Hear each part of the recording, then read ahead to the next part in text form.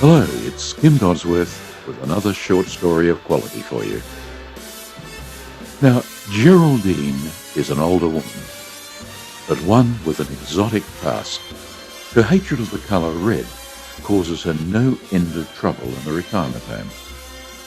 Before you judge her too harshly, listen to her story. It's by Trish, Cation of Queensland. It's called The Colour Red.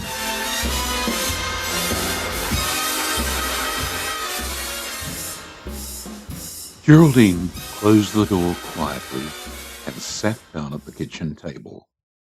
She breathed in and out deeply, just like the visiting nurse had told her to, until her knees stopped shaking and she could place her feet firmly on the floor. She lifted the knapsack onto the table and opened it carefully.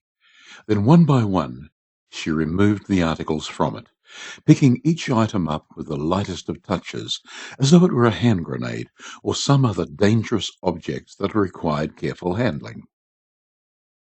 4 coffee mugs, 2 books, a handbag, a jumper, and a skirt.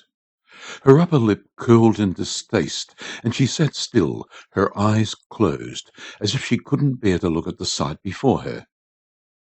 She counted to 10, opened her eyes, and picked up the rubbish bag she had left on the table before she went out. It had a few scrunched-up newspapers in it and her old dressing gown, the one with the missing buttons.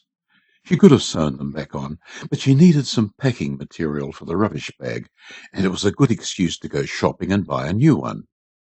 Her face lightened with relief as she put all the items into the rubbish bag, making sure they were well covered by the newspaper and the fluffy material of the gown.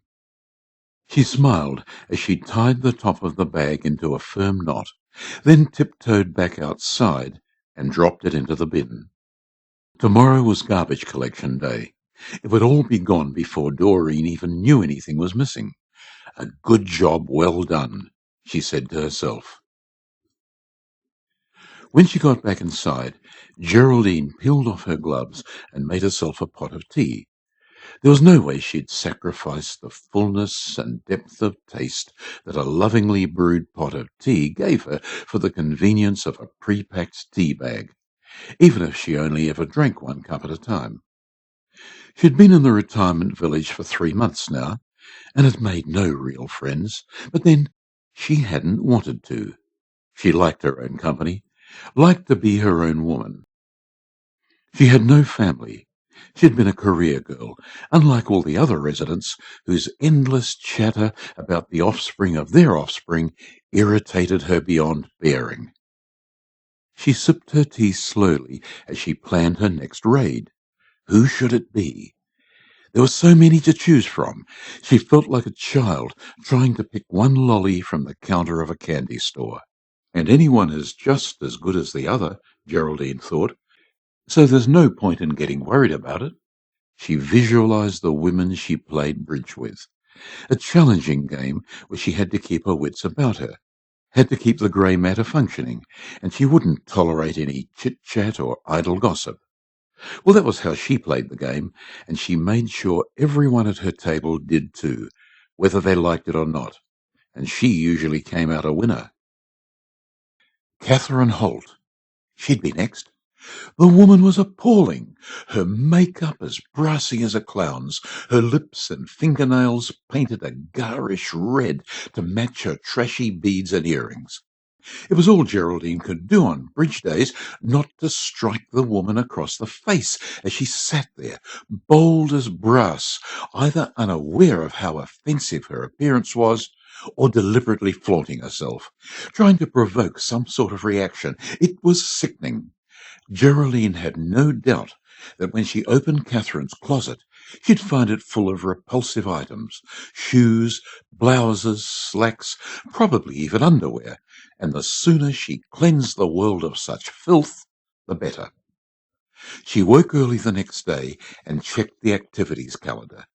Yes, it was aqua aerobics from 9 till 10, and she knew Catherine would be there, no doubt in her red bathing costume. She'd have to find an opportunity to get that appalling outfit another day. But if she could get rid of some of Catherine's cheap makeup and junky jewellery, then she would have gone a long way towards achieving her purpose. And what a noble purpose it was, she thought, as she carefully slid her fingers into her gloves. To remove the brazen icons of sin from the world, one piece at a time. She giggled. Well, maybe not one piece at a time. Maybe a whole bag full if her plan worked out the way it should. 9:15. Catherine would have gone now, so Geraldine walked along the path behind the units until she came to Catherine's door. It wouldn't be locked. That was one of the selling points of the complex. Security and safety assured. No need to lock your door. She giggled again. Almost a rhyme, and almost true. She opened the door and walked inside. There was red everywhere. The curtains, the cushions, the tablecloth, the rug. Everything. It was a full frontal assault on her senses, and she was overwhelmed, gulping desperately for air as her legs crumpled underneath her. She fell to the floor, unaware of the approaching footsteps. She was shocked at the sound of Catherine's voice above her. "What's going on?" Catherine came down the stairs and stood in front of her. "What are you doing in my unit?" she demanded, making no attempt to help her. Geraldine slowly got to her feet. "I'm sorry. I made a mistake. I've just hung up my washing and somehow walked back into the wrong unit. I'll go now." "Not so fast." Catherine grabbed her arm. "Why are you wearing those gloves? And why do you have a carry bag with you?" I've got a sensitive skin," Geraldine stammered. "I have to protect it when I do the washing, and I use the carry bag for pigs. That's all." "Did you say pigs?" Catherine asked. "Or did you mean pigs? The sort that fly?" She pressed the intercom button and picked up the receiver. "It's Mrs. Holt from Unit 18. I want to report a break-in." A slight pause. "Now." "Don't say that. This isn't a break-in. I haven't done anything wrong," Geraldine said. "It was a simple mistake." "It was a mistake, all right," Catherine said through her crimson-painted lips. "You thought I'd be gone, didn't you?" Geraldine flinched at the sound of Catherine flicking the strap of her bathing costume. "Now just sit down and shut up. We'll sort this out when the manager gets here." A knock on the door announced his arrival. "Hello, Mrs. Holt. Miss Smith. What seems to be the problem?" "I was running late for aerobics, and when I came downstairs, she was here, with her carry bag and wearing gloves. I got lost, went to the wrong unit, that's all." "But wearing gloves and carrying a bag?" His tone was kind, but Geraldine could see he was serious. "We've had a run at break-ins. No, I can't call them break-ins, because the thief just walks in and helps themselves to whatever they want. You must have heard about it, because it's only happened over the past 3 months, since you moved in. We've had 4 reports of stolen goods, nothing valuable, but the funny thing is, everything that's been stolen is red. Nothing worth reporting to the police, but it has to come to an end." He looked at Geraldine. "Miss Smith, do you understand what I'm saying?" "Yes, Mr. Johnson, but you don't understand. I'm doing nothing wrong." Geraldine stood up, picked up her satchel, and walked out, feeling Catherine's scorn burning into her back. When she reached her own unit, she sat on the couch and pulled the photo album out from underneath the coffee table. She turned the pages with her gloved hands. She'd been so beautiful. Ruby red, Brisbane's most exotic stripper, from her glittering headpiece to her sexy stilettos, all red, all dazzling. A ruby necklace sparkled between her breasts, and matching gems hung in shining loops from her ears. Geraldine recalled her first night at the club.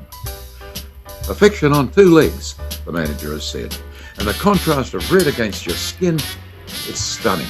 So sexy." Geraldine also recalled her last night at the club. The fire started in her dressing room when a flaming bottle was tossed through the window and landed on her makeup table. Her chest was permanently scarred, and her hands were burned into crow-like claws. her career was over. Tears rolled down her face, and she gently placed a hand on each cheek, as if the soft fabric of her gloves could somehow soak up her pain, somehow help her forget the undertones of the colour red. Well, now you've heard her story, I expect, like me, you'll understand, but not condone, Geraldine's antipathy towards the colour red. This has been yet another story of quality from our contributor, Trish, Cation of Queensland. There'll be more of the same from other writers this time next week. I hope you'll join me then.